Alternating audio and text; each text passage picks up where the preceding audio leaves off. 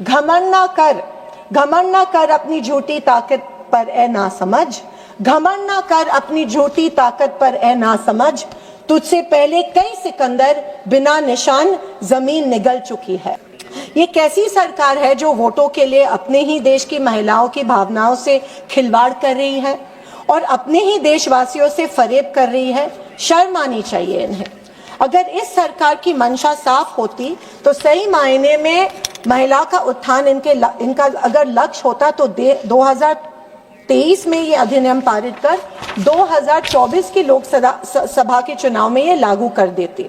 आज भी बिना डिलिमिटेशन से इस बिल को जोड़े कर 543 सीट्स पर 33% आरक्षण लागू कर दीजिए ताकि 29 में इलेक्शन में महिलाओं को उनका अधिकार मिल सके। पर नहीं, इनका असली लक्ष्य है धोखे से डिलिमिटेशन बिल को पारित करवाना। यही नहीं, ये बीजेपी सरकार अफरा तफरी में लाए इस संशोधन द्वारा संविधान को कमजोर करने का घिनौना षड्यंत्र रच रही है। अगर ये पारित हो जाता तो डिलिमिटेशन के सारे फैसले डिलिमिटेशन कमीशन करेगा, जो इस आयोग का गठन गौरतलब से है यही सरकार करेगी। इस एक कदम से डिलिमिटेशन मामले में संविधान संशोधन जरूरी रहेगा और ना ही विपक्ष। मैडम, मैं ये समझती हूं कि डिलिमिटेशन की प्रक्रिया को बिना मौलिक, व्यवहारिक और गुणात्मक अवलोकन के लागू करवाने के भारत की एकता और अखंडता को खतरा पैदा हो सकता है। वोटों के लिए दुश्मन देशों पर सर्जिकल स्ट्राइक तो फिर भी मैं समझ सकती हूँ, ठीक है, पर ये तो वोटों के लिए अपने ही देश में सर्जिकल स्ट्राइक साबित हो सकता है। इसका थोड़ा एहसास रखना चाहिए। सभी राज्यों में लोकसभा की सीटों में रैंडमली 50% बढ़ोतरी करना चाहती है। सरकार की इस मनमानी वाले फैसलों से दक्षिण और छोटे राज्यों का लोकसभा में महत्व ना के बराबर रह जाएगा। बिना सेंसस और बिना सर्वदलीय विचार विनिमय डिलिमिटेशन का यह फैसला भारत के फेडरल स्ट्रक्चर पर बहुत बड़ा आघात हो सकता है, क्योंकि गिने चुने 3 या 4 बड़े राज्यों जहाँ पे इनकी सरकार है उनको फायदा हो सकता है और यहाँ पे सत्ता हासिल करना और आसान हो जाएगा। इसका परिणाम स्वरूप छोटे राज्य में डिटैचमेंट की धारणा बढ़ेगी और ये राज्य सेंट्रल फंड्स और स्कीम से दुर्लक्षित रह जाएंगे।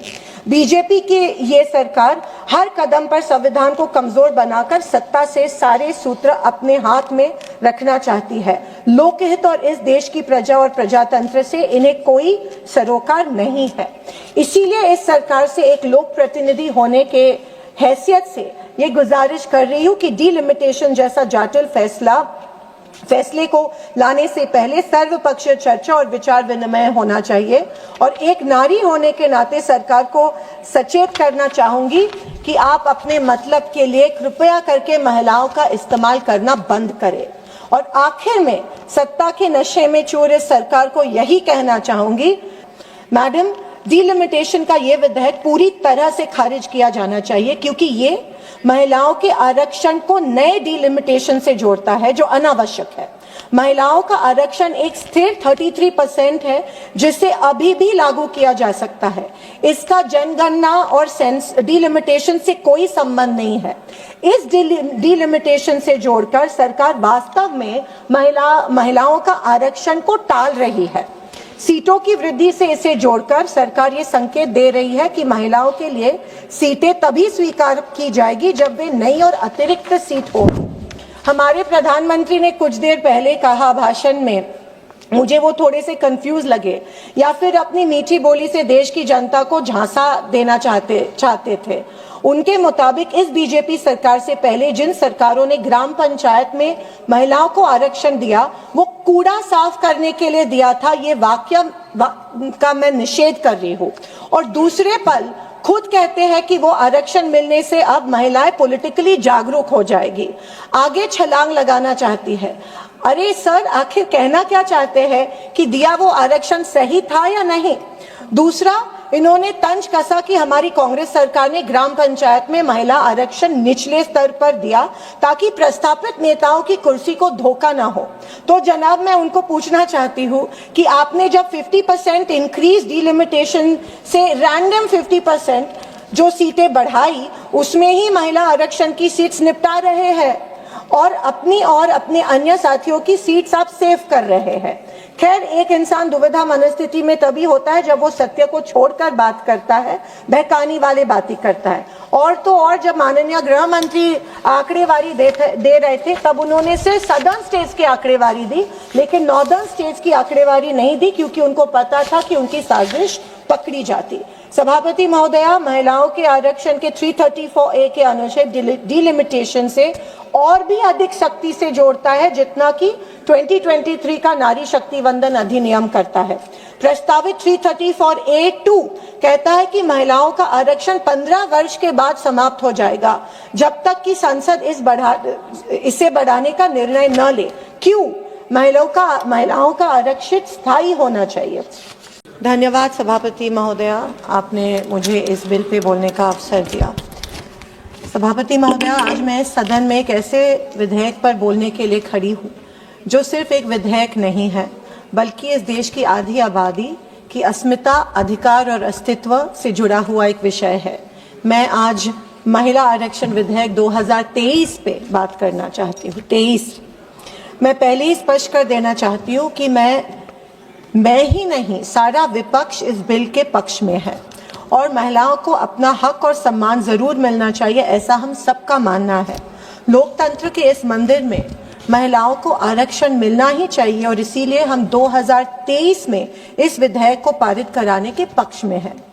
2023 से हम ही थे जो ये विधेयक जल्द से जल्द लागू हो, इसके लिए आग्रही थे।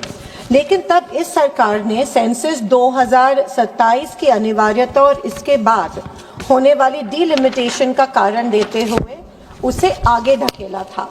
नए पेंच डालकर इसे लागू करने से ये सरकार 3 साल मुकरती रही और इसे टालती रही, और आज अचानक इसी बिल को तत्काल पारित करने के लिए इतनी आतुर क्यों है?